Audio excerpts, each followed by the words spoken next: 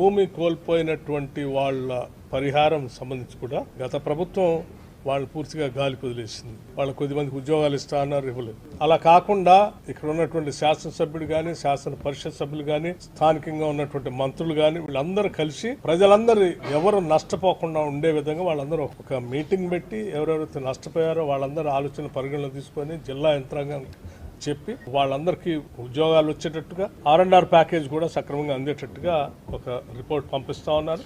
ఆ రిపోర్ట్ని తూచా తప్పకుండా రాష్ట్ర ప్రభుత్వం అమలు చేస్తుంది.